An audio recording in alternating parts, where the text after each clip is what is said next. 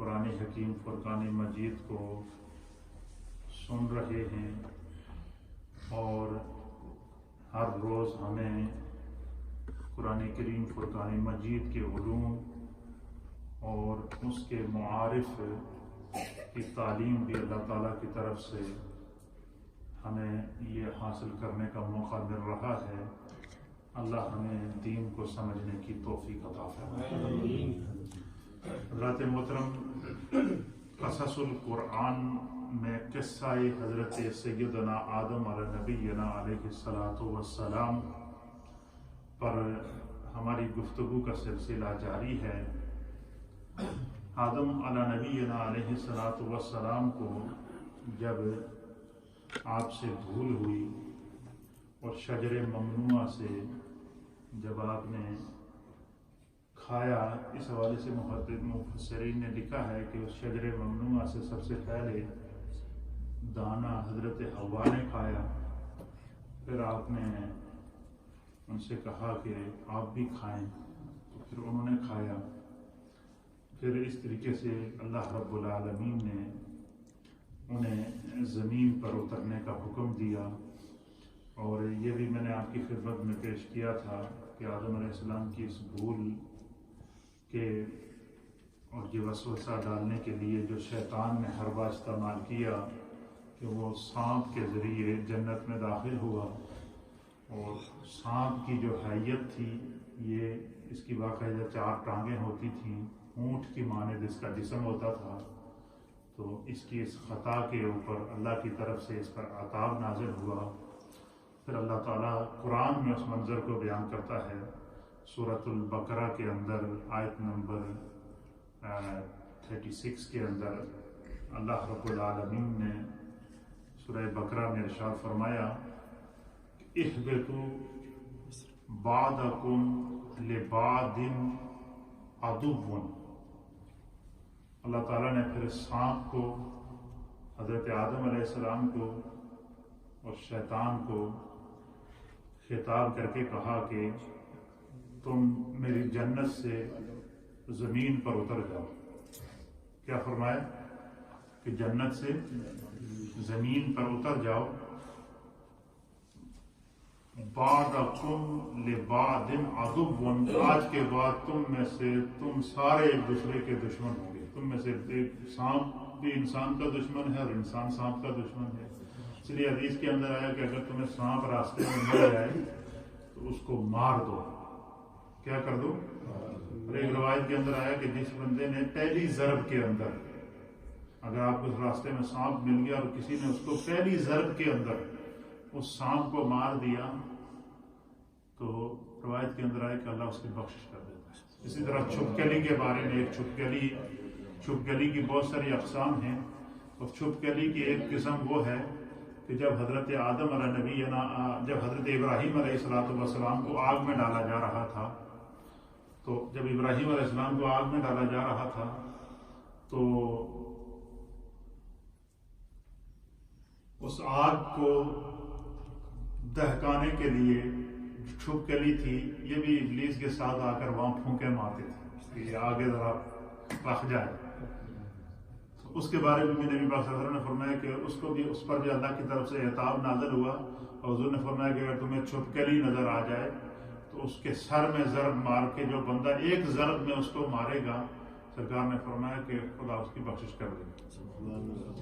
اسی طریقے سے سانپ اپنے منہ کے اندر جو وہ ابلیس کو ڈال کر اس کو جنت میں داخل کیا، اور اس نے حضرت آدم علیہ السلام اور حضرت حوا کو جو ہے وہ ان کے دل میں وسوسہ ڈالا، تو پھر اللہ تعالیٰ نے فرمایا کہ اہبطوا، اتر جاؤ اس جنت سے زمین کی طرف، بعضکم لبعض عدو، آج کے بعد تم سب ایک دوسرے کے دشمن کہلاؤ گے۔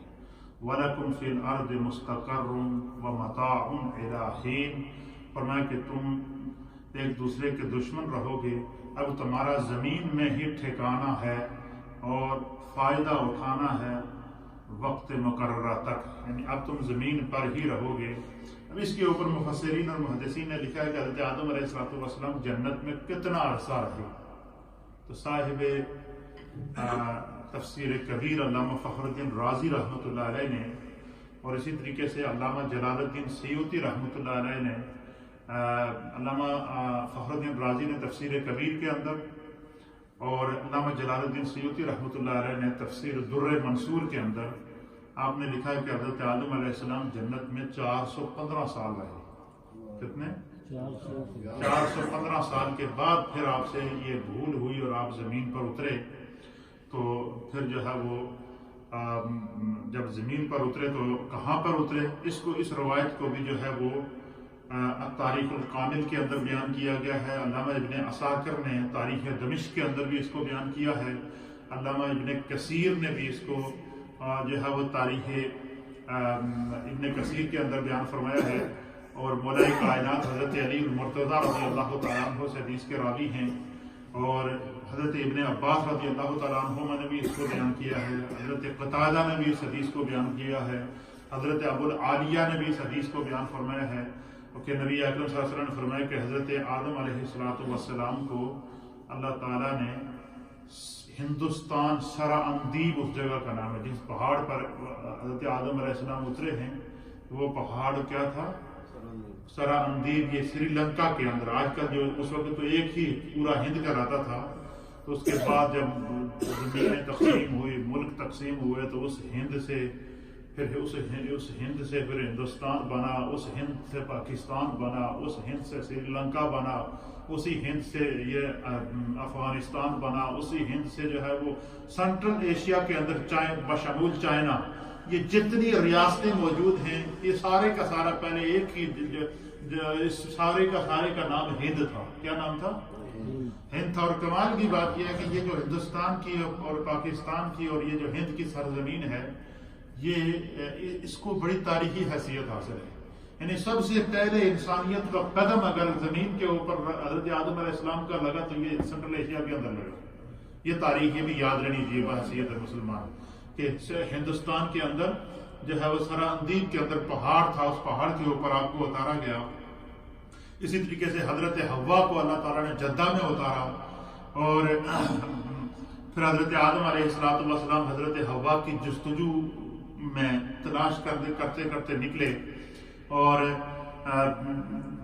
جہاں بھی جس ایریے کے اندر حضرت حوا کو یہ بھی ایک مفسرین نے بڑی مزیدار بات دیکھی کہ حضرت آدم علیہ السلام کے قدم کی برکت دیکھیے کہ سرا اندیب سے سری لنکا سے آپ جب حضرت حوا کی تلاش میں نکلے تو جس علاقے کے اندر آپ کا قدم لگتا گیا یا جس ایریے سے آپ گزر کر جب وہ مکہ تک پہنچے، اس پورے ایریے کے اندر جہاں جہاں حضرت آدم علیہ السلام کے قدم لگے وہاں اللہ تعالیٰ نے شہر آباد کر دیا.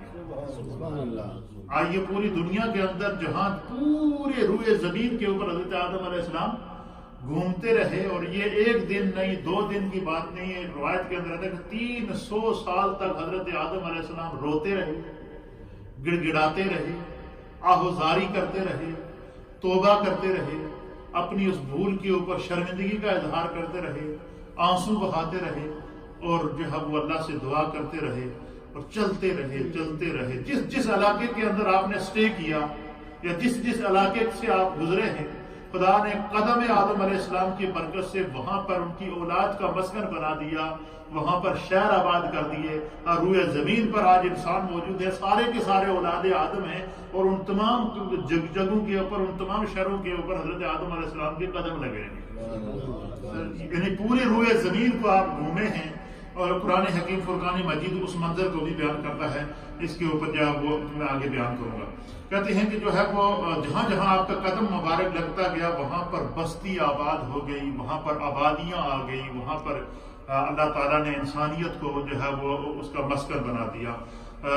پھر جو ہے وہ مزدلفہ آپ دیکھیں نا، جب مزدلفہ کے اندر حج کے دوران ہم عرفات سے جب مزدلفہ جاتے ہیں تو وہاں پہ سارے لوگ کیا کرتے ہیں؟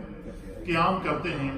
تو مزدلفہ کہتے ہیں کہ مزدلفہ کا معنی ہے قربت کی جگہ، قریب ہونا. تو حج کے موقع پر جو ہے نا وہ مزدلفہ کے اندر سارے حجاج اگر رات کو جمع ہوتے ہیں یا نہیں ہوتے. مزدلفہ کے اوپر جو ہے وہ حضرت آدم علیہ السلام تلاش کرتے جب وہاں پہنچے تو مزدلفہ میں جو ہے وہ وہاں پر آپ کو احساس ہوا کہ ان کو خوشبو آئی کہ یہاں پہ شاید حضرت حوا موجود ہے. پھر تلاش کرتے آگے نکلے تو پھر آپ عرفات میدان عرفات میں پہنچے. عرفات میں جو سامنے سے حضرت حوا آ رہی تھی، ادھر سے حضرت آدم آئے، پھر دونوں کا آپس میں ملاقات ہوا، پہچان ہوئی، تعارف ہوا، اسی لیے اس میدان کو میدان عرفات کہتے ہیں. اور اس روایت کو حضرت علی المرتضیٰ رضی اللہ تعالیٰ عنہ مولائے کائنات نے بیان فرمایا. حضرت علی المرتضیٰ فرماتے ہیں کہ ہندوستان کی زمین میں اس لیے عمدہ اور ہری بھری ہے. مولائے کائنات فرماتے ہیں، حضرت علی کیا کہتے ہیں کہ یہ سینٹرل ایشیا جو ہے یہ اسی وجہ سے ہرا بھرا ہے. آپ نے دیکھا کہ سینٹرل ایشیا کے اندر تمام طرح کے پھل موجود ہیں. سینٹرل ایشیا کے اندر چاروں فصلیں کاشت ہوتی ہیں، چاروں طرح کی فصلیں موجود ہیں. سینٹرل ایشیا کے اندر چاروں موسم موجود ہیں، چاروں قسم کے ویدر پائے جاتے ہیں. سینٹرل ایشیا کے اندر سونے کے پہاڑ موجود ہیں. سینٹرل ایشیا کے اندر دھاتیں موجود ہیں. سینٹرل ایشیا کے اندر سمندر موجود ہے. سینٹرل ایشیا کے اندر روئے زمین کی ہر نعمت اللہ تعالیٰ نے اس زمین کے اندر رکھی ہے. اس کی وجہ کیا تھی؟ فرمایا کہ حضرت آدم علیہ نبی علیہ الصلوۃ والسلام جب جنت سے زمین پر اترے تو آپ اپنے ساتھ کچھ چند چیزیں لے کر آئے. کیا لے کر آئے؟ چند چیزیں لے کر آئے. اس کو علامہ فخر الدین رازی رحمۃ اللہ علیہ نے اور دیگر محدثین نے نقل فرمایا ہے کہ حضرت آدم علیہ السلام جب جنت سے نیچے آئے تو آپ نے جنت میں جب پھلوں کو دیکھتے تھے، پھولوں کو دیکھتے تھے، پودوں کو دیکھتے تھے، طرح طرح کی ہریالی کو دیکھتے تھے، نورانی سرزمین کو دیکھتے تھے، تو آپ نے جنت سے ہر قسم کے پھل اور ہر قسم کے پھول کا بیج لیا. کیا لیا؟ بیج لیا. وہ بیج لے کر آئے. پھر یہ جو حجر اسود جو خانہ کعبہ کی دیوار کے اندر لگا ہوا ہے، یہ حجر اسود، یہ پتھر آپ جنت سے لے آئے. ایک عصا مبارک، ایک جنتی سوٹا لے کر آئے وہاں سے. وہ عصا جس کو عصائے موسیٰ کہتے ہیں. قرآن کریم نے اس کا ذکر کیا کہ حضرت موسیٰ علیہ الصلوۃ والسلام کا جو عصا تھا، اب وہ اس کے اندر اللہ تعالیٰ نے جو ہے وہ معجزات رکھے تھے. اور جب فرعون نے جو ہے آپ کے مقابلے میں بڑے بڑے جادوگروں کو بلایا اور کہا کہ جادوگر جو ہے وہ موسیٰ کو جو ہے وہ شکست دے دیں گے، تو جب وہ جادوگروں نے زمین پر رسیاں پھینکی تو وہ رسیاں جو ان کے جادو سے کیا ہوگی؟ سانپ بن گئی. قرآن اس منظر کو بیان کرتا ہے کہ روز رسیاں کیا ہوگی؟ سانپ بن گئی. تو حضرت موسیٰ علیہ السلام نے ان کے سامنے اپنا عصا پھینکا. یہ قرآن بیان کرتا ہے. پھر عصا جو ہے وہ قرآن کریم اس منظر کو بھی بیان کرتے کہ حضرت جو ہے وہ جب عصا پھینکا موسیٰ علیہ السلام نے تو وہ عصا اژدہا بن گیا. پھر اسی طریقے سے وہ عصا موسیٰ علیہ السلام ہاتھ میں پکڑ کے چلتے تھے، جب رات کو چلتے تھے تو اس سے نور نکلتا تھا. اس عصا سے کیا نکلتا تھا؟ نور نکلتا تھا، لائٹ نکلتی تھی، اور وہ رات میں کئی مائل سفر کرتے تھے. اسی طریقے سے حضرت آدم علیہ السلام جنت سے ایک عصا لے کر آئے. حجر اسود یہ جو پتھر ہے یہ لے کر آئے. ہر قسم کا جو پھل ہے، جو بیج ہے، جو زمین فصلیں اگاتی ہے، یہ ان میں سے ہر ایک کی ایک قسم اللہ کی طرف سے آپ کو جو ہے وہ عطا کی گئی، یہ لے کر آئے. پھر اسی طریقے سے جو ہے وہ جو حضرت عصا جو حضرت آدم علیہ السلام جنت سے لے کر آئے، اس کی لمبائی جو ہے وہ 10 گز تھی. کتنی تھی؟ 10 گز لمبا عصا تھا. پھر کچھ سونا اور کچھ چاندی لے کر آئے. جنتی سونا اور چاندی لے کر آئے، اور زمین کے جس حصے کے اندر آپ نے اس سونے کا تنکا یا اس کا قطرہ یا اس کا کوئی حصہ وہ آپ نے زمین کے کس حصے میں چھوڑا، تو اس زمین کے اس حصے کے اندر سونے کے پہاڑ اللہ نے پیدا کر دیے. اس سے دہاتیں اللہ نے پیدا کر دیے. کہیں کوئی لوہا آپ نے پھینکا تو وہاں اس سے اللہ نے لوہے کے پہاڑ پیدا کر دیے. پھر کہیں آپ نے جب یہ جو بیج جو ہے وہ کہیں بھی بجائی کی ہے، تو پھر آپ نے دیکھا کہ سینٹرل ایشیا کے اندر ہر قسم کی فصل موجود ہے. اب باقی چھوڑیے، آپ نے پاکستان پنجاب کو لے لیجیے، گندم ہمارے یہاں ہوتی ہے، مکئی ہمارے یہاں ہوتی ہے، باجرہ ہمارے یہاں ہوتا ہے، چنا ہمارے یہاں ہوتا ہے، دالیں ہمارے یہاں ہوتی ہیں. وہ کون سا فروٹ ہے جو پاکستان کے اندر نہیں پایا جاتا؟ اچھا، اور کمال کی بات یہ ہے کہ پورے پاکستان کو آپ لے لیں یا پورے ہندوستان کو آپ لے لیں یا پورے سینٹرل ایشیا کو آپ لے لیں، چاروں موسموں کے جو پھل ہیں جو وہاں پائے جاتے ہیں. اس کی وجہ کیا ہے؟ کہ اس سرزمین کے اندر حضرت آدم علیہ السلام جنتی بیج آپ نے بویا تھا. اس سرزمین سے اللہ تعالیٰ نے برکت پیدا کی، پھر اس سے بیج پھیلے. پھر جو ہے وہ آپ روتے رہے، تلاش کرتے رہے. رات کو جب آپ چلتے تھے تو اس عصا سے جو آپ کے ہاتھ میں جنتی عصا تھا وہ لائٹ کا کام کرتا تھا، اور وہ پتھر جو آپ کے ہاتھ میں ہوتا تھا وہ بھی لائٹ کا کام کرتا تھا. وہ اس وقت اس کو حجر اسود کہتے ہیں، کالا پتھر. کیا کہتے ہیں؟ لیکن یہ اصل میں کالا پتھر نہیں تھا، یہ اصل میں حجر ابیض تھا، یہ سفید پتھر تھا جب جنت سے لے کر آئے تھے. پھر جب حضرت آدم علیہ السلام نے اس کو خانہ کعبہ کی دیوار میں نصب کیا، اور پھر جب طوفان نوح کے وقت، یہ روایت کے اندر آتا ہے کہ طوفان نوح جب آیا تو خانہ کعبہ کی دیوار سے یہی پتھر حجر اسود حضرت جبریل نے نکالا تاکہ یہ پانی کے اندر بہہ نہ جائے. یہ حجر اسود خانہ کعبہ کی دیوار سے حضرت جبریل نکال کر پھر فرمایا کہ جس پہاڑ کے اوپر حضرت آدم علیہ السلام اترے تھے اس پہاڑ میں جا کر دوبارہ رکھا جب تک طوفان نوح رہا. اور یہ بھی روایات کے اندر مفسرین نے لکھا کہ طوفان نوح نے پورے عرب ایریے کو گھیرا ہوا تھا، اور یہ طوفان نوح اگر کہیں نہیں پہنچا تو وہ سینٹرل ایشیا میں نہیں پہنچا، ہندوستان میں نہیں پہنچا، وہاں تک طوفان نہیں تھا. تو یہ اس کے اوپر بڑی ہسٹری ہے کہ یہ جتنی بھی ابتدائیں آزمائشیں اور برکات اللہ تعالیٰ نے رکھی ہیں، یہ جو ہے اس کی تاثیر ہے. جو ہے فرمایا کہ سونے چاندی اور کچھ کھیتی باڑی کے اوزار، جنہوں کودال کہتے ہیں، پھوڑا کہتے ہیں، اور وہ اوزار جن کے ساتھ زمین کھودائی کی جاتی ہے، یہ ان میں سے ہر ایک چیز کی ایک ایک قسم حضرت آدم علیہ السلام لے کر زمین پر اترے. تو پھر اللہ تعالیٰ کے حضور آپ دعا کرتے رہے، گڑ گڑاتے رہے، اتنا آپ روئے، اتنا روئے، اتنا روئے کہ قرآن حکیم فرقان مجید اس منظر کو بیان کرتا ہے کہ 1 سال نہیں، 2 سال نہیں، 300 سال تک حضرت آدم علیہ السلام کیا کرتے رہے؟ روتے رہے. پھر اللہ تعالیٰ نے قرآن اس منظر کو بیان کرتا ہے سورہ البقرہ کی آیت نمبر 27 کے اندر کہ فَتَلَقَّى آدَمُ مِن رَبِّهِ كَلِمَاتٍ فَتَابَ عَلَيْهِ إِنَّهُ هُوَ التَّوَّابُ الرَّحِيمُ. آدم علیہ السلام کی عاجزی، آہ و فغاں، گریہ و زاری کو فرمایا کہ نبی پاک نے فرمایا کہ حضرت آدم علیہ السلام کو اس بھول پر اتنا افسوس تھا، آپ کی اتنی آپ نے گریہ و زاری کی، اتنے آپ نے آنسوں کے موتی زمین پر بہائے، اتنی آپ نے آہ و فغاں کی کہ حضرت آدم علیہ السلام کی چیخوں سے، آپ کی آہ و زاری سے، آپ کی گڑ گڑا کر رونے سے پہاڑوں کے کلیجے چاک ہو جاتے تھے، پہاڑ بھی کانپ جاتے تھے. اور اس حد تک جو ہے وہ آپ نے گریہ و زاری کی.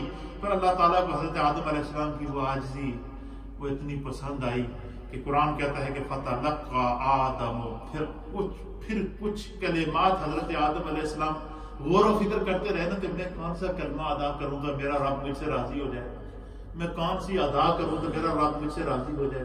کبھی دعا کریں، کبھی کچھ کریں، پھر وہ کلمات اللہ تعالیٰ نے آپ کو عطا فرمائے. اور وہ کلمات کیا تھے؟ وہ پاکیزہ کلمات یہ تھے. اس کو بھی اللہ تعالیٰ نے قرآن کے اندر سورۃ الاعراف کی آیت نمبر 22 کے اندر نازل فرمایا.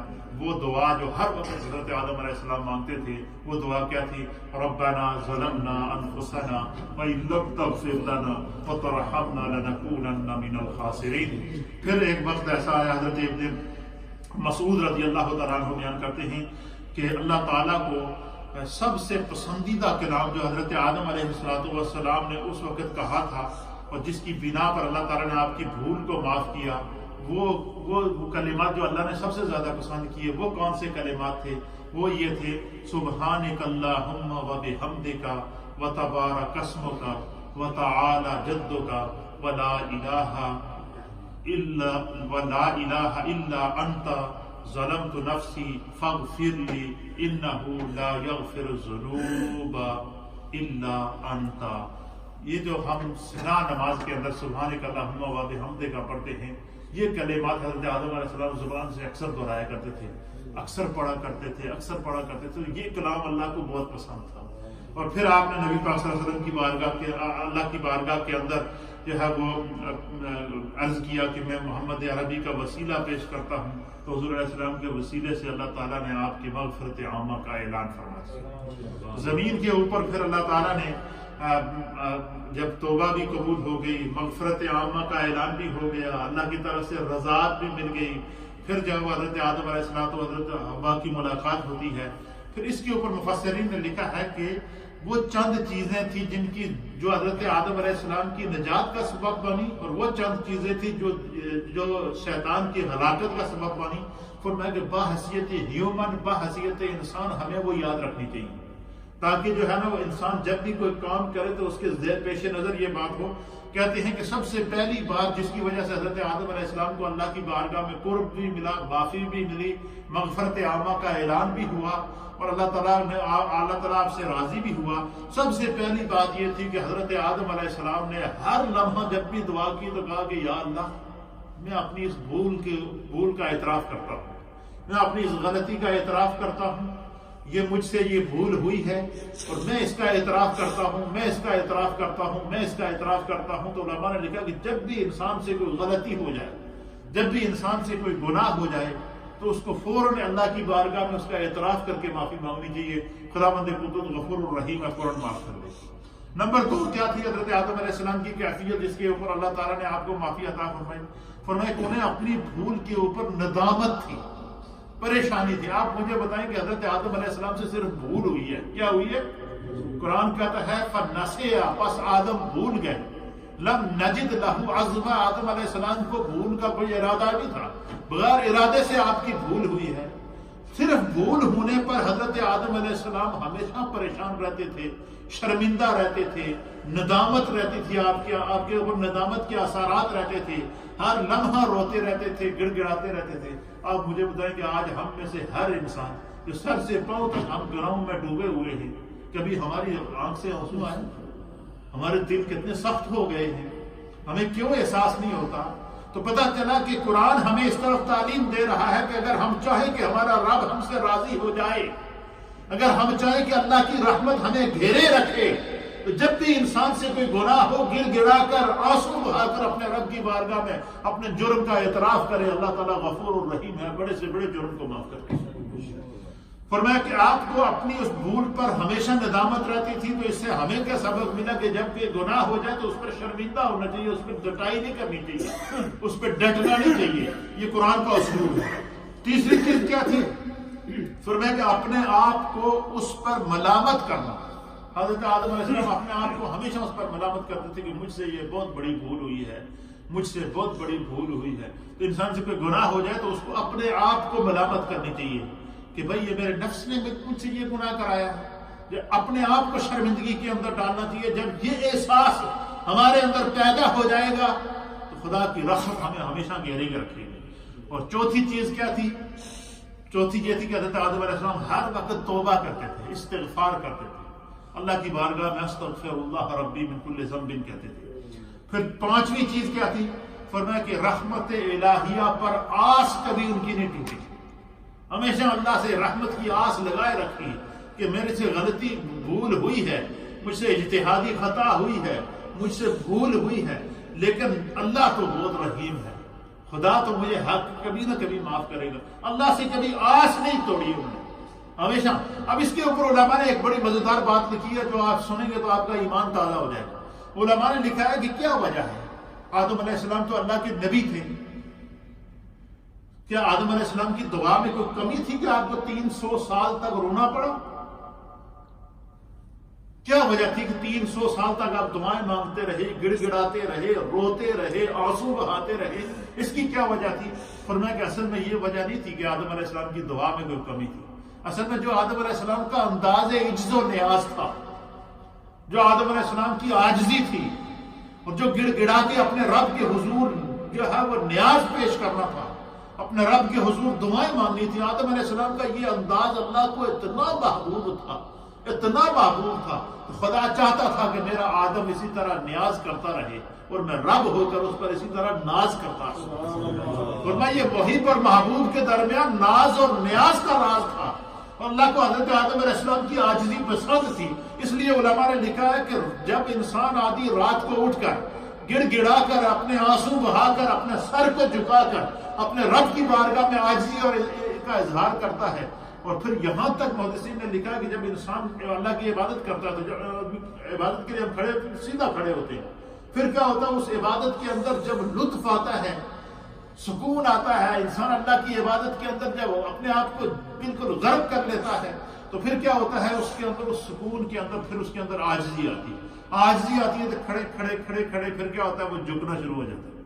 سب سے پہلے ہم کیا کرتے ہیں، پہلے سیدھے کھڑے ہوتے ہیں نماز میں، پھر کیا کرتے ہیں، پھر گھٹنوں پہ ہاتھ رکھتے ہیں، گھٹنوں پہ ہاتھ رکھتے ہیں، اب انسان جھک رہا ہے، اس کے اندر عاجزی آ رہی ہے، اب تھوڑی سی اور عاجزی آئی، اور جھکنے کے اندر، عاجزی کے اندر جب اور قرب الہی ملا، اب وہ اس نے گھٹنوں سے ہاتھ اٹھا کر اب وہ دوبارہ زمین کے اوپر گرا، زمین کے اوپر گرا گھٹنوں کے بل، پہلے گھٹنوں پہ ہاتھ تھے، اب گھٹنوں کے بل زمین پر گر گیا، گھٹنے زمین پر رکھ دیے، پھر ہاتھ زمین پر رکھ دیے، پھر حتیٰ کہ انتہا کرتا ہے آدمی سجدہ جب کرتا ہے اپنی پیشانی کو زمین پر رکھتا ہے، پھر میں جب انسان پیشانی کو زمین پر رکھ کر کہتا ہے سبحان ربی الاعلی، پھر میں اس کی تسبیح عرش الہی کا ہر فرشتہ سنتا ہے، اور اس کی اس تسبیح کا اللہ تعالیٰ جب بندہ کہتا ہے، نبی پاک نے فرمایا کہ جب بندہ اس عالم میں اپنے رب کے ہاں عاجزی کر کے کہتا ہے سبحان ربی، تو فرمایا کہ اللہ کی طرف سے آواز آتی ہے لبیک عبدی، اے اپنے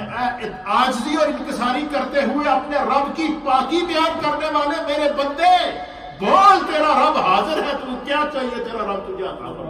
اس لیے علماء نے فرمایا کہ جب بندہ چاہے کہ کوئی دعا اس کی قبول ہو، تو اپنے آپ کو سجدے میں رکھ کے اپنے ہاتھوں کو پھیلا کر اپنے رب کی بارگاہ میں عاجزی کا اظہار کرے، اللہ تعالیٰ اس کی دعا کو فوراً قبول کر دے۔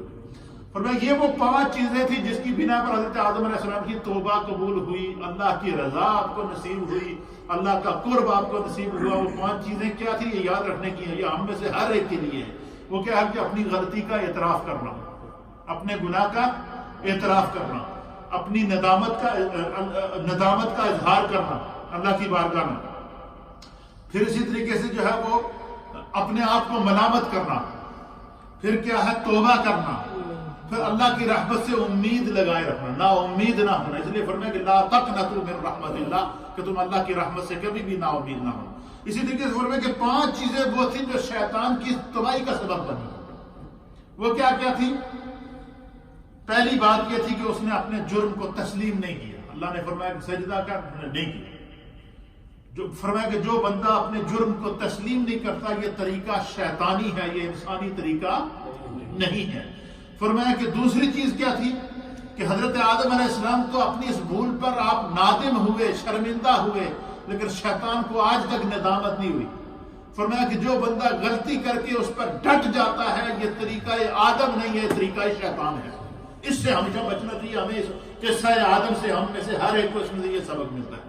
اور تیسری چیز کیا تھی کہ ارتکاب جرم پر اپنے آپ کو ملامت نہ کرنا، اور حضرت آدم علیہ السلام ہمیشہ اپنے آپ کو پر ملامت کرتے تھے کہ مجھ سے یہ بہت بڑی بھول ہوئی ہے، بہت بڑی بھول ہوئی ہے۔ ربنا ظلمنا انفسنا وان لم تغفر لنا وترحمنا لنكونن من الخاسرین، اور توبہ نہ کرنا۔ فرمایا کہ یہ وہ چیزیں ہوتی ہیں جو انسان کو رحمت الہی سے محروم کر دیتی ہیں، اور رحمت الہی سے مایوس ہو جانا۔ حضرت آدم علیہ السلام کو اتنی بڑی آزمائش سے گزرا، لیکن رحمت الہی سے مایوس نہیں ہوئے۔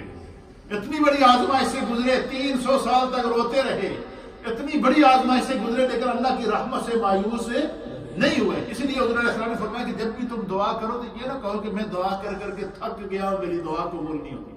فرمایا بندے کا کام مانگنا ہے، وہ مانگتا رہے مانگتا رہے مانگتا رہے، قبول ہو یا نہ ہو۔ بندہ یہ کہے کہ اللہ اس حال میں بھی تو خوش ہے نا کہ وہ میری دعا سن تو رہا ہے۔ اور یہ بھی حدیث کے اندر آتا ہے، حضور نے فرمایا کہ جس بندے کی دعا فوراً قبول نہ ہو، اللہ تعالیٰ اس کی دعا کو جمع کر دیتا ہے، جب قیامت میں اس پر مشکل وقت آتا ہے، وہ دعا اس کے لیے بخشش کا سبب بن جاتی ہے۔ یہ قصہ آدم علیہ السلام ہمیں تو جو ہے وہ پھر جو ہے وہ حضرت آدم علیہ السلام کے لیے ایک دن اللہ نے مخصوص کیا تھا، وہ خاص دن تھا۔ کہتے ہیں کہ تم فلاں دن کیوں مناتے ہو، بزرگان دین کے ایام کیوں مناتے ہو، یہ اعتراض ہوتا ہے یا نہیں؟ اب اللہ تعالیٰ نے حضرت آدم علیہ السلام کے لیے جمعے کا دن مخصوص کیا۔ حضور علیہ السلام نے فرمایا کہ جمعے کا دن وہ دن ہے کہ جس دن قیامت آئے گی، جب اینڈ آف دا ورلڈ ہوگا، وہ جمعے کا دن تھا۔ جس دن حضرت آدم علیہ السلام کو اللہ نے پیدا کیا، وہ دن جمعے کا دن تھا۔ اور اس روایت کو امام مسلم نے صحیح مسلم کے اندر بیان کیا، اور حضرت آدم علیہ السلام کی پیدائش کو، آپ کے میلاد کو اور آپ کے یوم میلاد کو میرے مصطفیٰ بیان فرما رہے ہیں۔ حضور نے فرمایا کہ حضرت آدم علیہ نبینا علیہ السلام کو اللہ نے جمعے کے دن پیدا فرمایا، اور جمعے ہی کے دن اللہ تعالیٰ نے آپ کو آسمان سے زمین پر اتارا۔ جب زمین پر اترے وہ دن بھی جمعے کا دن تھا، جس دن پہلا قدم آپ کا زمین پر لگا وہ دن بھی کیا تھا؟ جمعے کا دن تھا۔ 300 سال روتے رہے، گڑ گڑاتے رہے، اپنے رب کے بارگاہ میں التجا کرتے رہے، دعائیں مانگتے رہے۔ 300 سال کے بعد جو حضرت آدم علیہ السلام کی دعا قبول ہوئی وہ دن بھی جمعے کا دن تھا۔ یہ جمعے کا دن جو ہے، اس لیے علماء نے حدیث کے اندر آتا، حضور علیہ السلام نے فرمایا کہ جمعے کے دن کے اندر ایک ایسی ساعت ہے، ایک ایسی گھڑی ہے، اس گھڑی بندہ جو بھی دعا کرتا ہے اللہ تعالیٰ اس دعا کو فوراً قبول کر دیتا ہے۔ اب علماء نے تلاش کیا کہ وہ کون سی ساعت تھی، فرمایا یہ وہ ساعت تھی جس ساعت میں اللہ نے حضرت آدم علیہ السلام کی دعا قبول کی۔ اور وہ ساعت کون سی ہے، اس کے بارے میں مختلف روایات ہیں۔ ایک روایت یہ ہے، حدیث کے اندر آتا ہے کہ اس ساعت کو جمعے کے روز عصر اور مغرب کے بیچ میں تلاش کرو۔ یہی وجہ ہے کہ اولیاء اللہ کا یہ معمول رہتا تھا کہ وہ عصر اور مغرب کے بیچ میں وہ ایک کونے میں بیٹھ کر مغرب تک مسلسل دعائیں کرتے تھے۔ اور دوسری روایت یہ ہے کہ جب خطیب جمعے کا خطبہ دیتا ہے، جب وہ پہلا خطبہ دے کر بیٹھتا ہے اور دوسرے خطبے کے لیے جب وہ کھڑا ہوتا ہے، تو پہلے اور دوسرے خطبے کے درمیان جو وقفہ ہوتا ہے، جو ایک آدھے منٹ کا وقفہ ہوتا ہے، جس کے پہلا خطبہ دے کر خطیب جب بیٹھتا ہے تو پھر بیٹھنے کے بعد وقفہ کر کے دوسرے کے لیے کھڑا ہوتا ہے، فرمایا وہ جو دونوں خطبوں کے درمیان کا وقت ہے وہ ساتھ قبولیت کے ساتھ ہوتی ہے، اس لمحے جو دعا کرو خدا قبول کرتا ہے۔ تو فرمایا کہ جمعے کا دن اللہ تعالیٰ نے حضرت آدم علیہ السلام جمعے کے دن پیدا ہوئے۔ حضور علیہ السلام نے فرمایا کہ جمعے کے دن اللہ نے حضرت آدم کو پیدا فرمایا۔ دوسری روایت میں نبی پاک صلی اللہ علیہ وسلم نے فرمایا کہ بہترین دنوں میں سے جس دن پر سورج طلوع ہوتا ہے، حضور نے فرمایا وہ جمعے کا دن ہے۔ جمعے ہفتے کے 7 دنوں میں سے جس دن پر سب سے بہترین دن وہ ہے جس پر سورج طلوع ہوتا ہے، حضور نے فرمایا وہ جمعے کا دن ہے۔ کیوں؟ سرکار نے اس کی وجہ بیان فرمائی، فرمایا اسی دن اللہ نے حضرت آدم کو پیدا کیا، فرمایا اسی دن اللہ تعالیٰ نے حضرت آدم علیہ السلام کو جنت میں داخل کیا، اسی دن جنت میں داخل ہوئے، فرمایا اسی روز آپ کو جنت سے نکالا گیا، اور اسی روز جب فرمایا کہ قیامت آئے گی۔ یہ جمعے کے دن کو اللہ تعالیٰ نے حضرت آدم علیہ السلام کے دن کے لیے آپ کی ذات کے ساتھ منتخب کیا ہے، مخصوص کیا ہے۔ اللہ تعالیٰ ہمیں اس کو سمجھنے کی توفیق عطا فرمائے۔ پھر اسی طریقے سے جو ہے وہ اولاد آدم کا پھر سلسلہ شروع ہوا، جب حضرت حوا کا اور جو ہے وہ حضرت آدم علیہ السلام کی آپس میں ملاقات ہوئی، تو پھر اولاد آدم کا سلسلہ شروع ہوا۔ اس کے اوپر ہم بات کو آج کمپلیٹ کرتے ہیں۔ یہ بڑی مزیدار بات ہے۔ پھر کل کے درس کے اندر میں آپ کو بتاؤں گا کہ ہم نے پورا جو قصہ آدم علیہ السلام سنا ہے، اس میں سے ہم نے کیا سبق حاصل کیا پورے قصے سے، اس کو بیان کر کے ہم قصہ آدم علیہ السلام کو کمپلیٹ کر کے پھر انشاءاللہ قرآن حکیم فرقان مجید کے کسی دوسرے ٹاپک کی طرف آپ کو لے کر جائیں گے۔ فرماتے ہیں کہ جب حضرت آدم علیہ نبی علیہ السلام اور حضرت حوا کی آپس میں جب ملاقات ہوئی، پھر قرب ہوا، پھر اللہ تعالیٰ نے حضرت آدم اور حضرت حوا کے وجود سے نسل انسانی کو چلایا۔ کیا ہو چلایا؟ نسل انسانی کو چلایا۔ اور سب سے پہلے اللہ تعالیٰ نے حضرت آدم علیہ السلام کو جڑواں ایک بیٹا اور ایک بیٹی عطا فرمایا۔ سب سے پہلے جو بیٹا عطا فرمایا، جو سب سے پہلا بیٹا تھا آپ کا، اس کا نام تھا قابیل۔ جو پہلا بیٹا آپ کا پیدا ہوا، کیا نام تھا اس کا؟ قابیل۔ اور جو اس کے ساتھ جو اس کی بہن پیدا ہوئی جڑواں، اس کا نام تھا اقلیمہ۔ کیا نام تھا؟ پھر دوسرا بیٹا آپ کا پیدا ہوا، ان کا نام تھا حابیل، اور اس کی جو بہن اس کے ساتھ پیدا ہوئی اس کا نام تھا لبودا۔ اچھا، اب یہ قانون قدرت تھا کہ حضرت آدم علیہ السلام کو اللہ تعالیٰ ہر سال جڑواں بیٹے عطا فرماتا تھا، ایک بیٹی اور ایک بیٹا۔ اچھا، اسی سال وہ جوان ہو جاتے تھے۔ کیا ہو جاتے تھے؟ اسی سال پیدا ہوتے، اسی سال وہ جوان ہو جاتے تھے۔ پھر اسی طریقے سے دوسرے سال اللہ تعالیٰ پھر جڑواں بیٹے عطا فرماتا اور وہ اسی سال جوان ہو جاتے۔ پھر تیسرے سال جڑواں بیٹے عطا فرمایا، حتیٰ کہ کرتے کرتے یہ یہاں تک سلسلہ پہنچا کہ روایت کے اندر آتا ہے نبی پاک صلی اللہ علیہ وسلم نے فرمایا کہ اللہ تعالیٰ نے حضرت آدم علیہ السلام کو اور حضرت حوا کو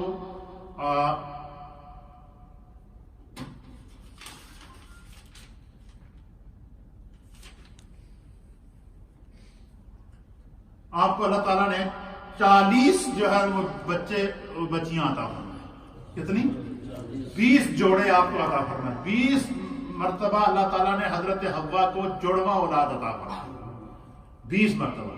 اور 40 جو بچے آپ کو پیدا ہوئے تو پھر جب آپ کی نسل جوان ہو گئی، اب اللہ کی طرف سے حکم آیا کہ آدم علیہ السلام کو فرمایا کہ آپ ایسا کریں کہ 1 سال کا بچہ اور دوسرے سال کی بچی، ان کا آپس میں نکاح کرو، اور پہلے سال کی بچی اور دوسرے سال کا بچہ، ان کا آپس میں نکاح کرو. جو 1 سال جو 2 بچی بہن اور بھائی پیدا ہوئے ان کا آپس میں نکاح نہیں کرا سکتے. یہ خدا کی طرف سے قانون نازل ہوا. پھر کیا ہوا؟ حضرت آدم علیہ السلام نے اپنے 2 بیٹوں کی شادی تیار کی، اور ان میں سے قابیل اور حابیل کی شادی تیار کی. اور قابیل کی جو بہن تھی اس کا نام تھا اقلیمہ. حضرت آدم علیہ السلام نے فرمایا کہ اقلیمہ کا نکاح حابیل کے ساتھ ہوگا. اور حابیل کی جو بہن تھی اس کا نام تھا لبودہ، اور آپ نے فرمایا کہ لبودہ کا جو نکاح ہے وہ کس کے ساتھ ہوگا؟ قابیل کے ساتھ ہوگا. اور فرمایا کہ یہ خدا کا قانون ہے، اللہ کا حکم ہے، میں نے اس پر عمل کرنا ہے. اچھا، اب یہ یہاں آ کر پھر اختلاف پیدا ہوا. اختلاف پیدا یہ ہوا کہ جو قابیل تھا اس کی جو بہن تھی وہ بہت خوبصورت تھی، اور جو حابیل کی بہن تھی اس کا کلر سانولا تھا، وہ خوبصورت نہیں تھی. تو قابیل نے یہ اعتراض کیا کہ میں حابیل کی بہن سے شادی نہیں کروں گا، اس لیے کہ وہ خوبصورت نہیں ہے، مجھے منظور نہیں ہے. اب حضرت آدم علیہ السلام نے اسے کہا کہ بھائی تمہیں شادی کرنی پڑے گی، اس لیے کہ خدا نے اس طرح فرمایا، یہ اللہ کا حکم ہے، تمہیں اس پر عمل کرنا پڑے گا. تو قابیل نے کہا جی کہ جس کا بھی حکم ہوگا میں نہیں ماننا. اب وہ اکڑ گیا. کیا ہو گیا؟ اکڑ گیا. اب آدم علیہ السلام نے بڑا سمجھایا، تو اب خدا کی طرف سے انہوں نے کہا جی کہ نہیں، ہم اب یہ فیصلہ کریں کہ ہم میں سے حق پر کون ہے. حضرت آدم علیہ السلام نے فرمایا کہ تم ایسا کرو کہ اچھا، اللہ تعالیٰ نے ان کو مختلف قسم کی وہ مال و دولت عطا فرمایا. جو قابیل تھا نا، اس کو کھیتی باڑی کا بہت شوق تھا. کیا تھا؟ کھیتی باڑی کا شوق تھا. تو اس نے یہ فصلیں جو ہے وہ اگاتا تھا، گندم اگاتا تھا، دانے اگاتا تھا، اور یہ جیسے ہی فصل بوائی کرتا تھا وہ فوراً اس میں سے اللہ تعالیٰ نے رزق پیدا کر دیا. تو اسی طرح حابیل جو ہے نا، اس کو جانوروں کا شوق تھا. اس نے بھیڑیں رکھی ہوئی تھی، مینڈے رکھے ہوئے تھے، بکریاں رکھی ہوئی تھی. تو حضرت آدم علیہ السلام نے فرمایا کہ میں تمہارا مسئلہ اللہ کی ذات پہ چھوڑتا ہوں، تم ایسا کرو کہ دونوں اپنا اپنا مال خدا کی بارگاہ میں پیش کرو. جس کا مال اللہ کی بارگاہ میں قبول ہوگا وہ حق پر ہوگا. تو انہوں نے کہا جی اچھا ٹھیک ہے. جب قربانی کے لیے پیش ہوا تو حابیل نے کیا کیا کہ اس کے پاس جتنے جانور تھے نا، ان تمام جانوروں میں سے جو سب سے خوبصورت مینڈا تھا، جو سب سے پہلا ہوا مینڈا تھا، اس کو قربانی کے لے کے لیے. تو قابیل نے کیا کہا؟ اس نے کہا کھیتی باڑی جب اس نے فصلیں جمع کی نا، گندم وغیرہ دانے جمع کیے، تو اس نے کہا کہ جتنا سڑیا دا مال ہے، جتنے بھی کیڑے لگے ہیں، جڑا مال ضائع ہو چکا، جڑا بوسیدہ مال تھا، جو مال خراب تھا، اس نے وہ جمع کر کے کہا کہ یار ویسے بھی یہ کسی کام کا نہیں تھا، اس میں قربانی ہاتھ پیش کیا. سب سے پہلے کیا کیا؟ وہ دونوں ایک پہاڑی کے اوپر رکھے. اللہ کی طرف سے یہ حکم ہوا کہ ایک آسمان سے ایک آگ آتی تھی، جو جس کی قربانی اللہ قبول کرتا تھا، وہ اس آگ اس قربانی کو اٹھا کر لے جاتی تھی. اب وہ دونوں پہاڑ پر رکھے. قابیل نے کھیتی باڑی کا جو غلہ تھا وہ رکھا، اور حابیل نے ایک خوبصورت قسم کا مینڈا رکھا. تو اللہ کی طرف سے آسمان سے آگ آئی تو حابیل کے مینڈے کو اٹھا کر لے گئی. اس کی قربانی قبول ہو گئی. پھر جو ہے وہ آپس میں ان کی دشمنی پیدا ہوئی کہ اس کی قربانی بھی قبول ہوئی، اس کو جو ہے وہ شادی بھی اچھی لڑکی سے کرایا جا رہا ہے، میرے ساتھ یہ سوتیلا پن کے جیسے انسان کی سوچ ہوتی ہے. حالانکہ اللہ کی اس میں بہتری تھی، اگر وہ اس پر راضی ہو جاتے. تو پھر حضرت آدم علیہ السلام حج کے لیے چلے گئے، تو پیچھے سے اس نے موقع پا کر جو ہے وہ قابیل نے حابیل کو قتل کر دیا. یہ انسانیت کا پہلا فساد ہوا، پہلا وہ ہوا کہ جو ہے وہ خون ریزی ہوئی، اور نبی پاک نے فرمایا کہ روئے زمین پر جب تک قتل و غارت ہوتی رہے گی، قتل کرنے والوں کو جتنا گناہ ملے گا اتنا گناہ جو ہے سب سے پہلا قتل ایجاد کرنے والے قابیل کو ملے گا۔ کیا ہوگا؟ قابیل کو ملے گا۔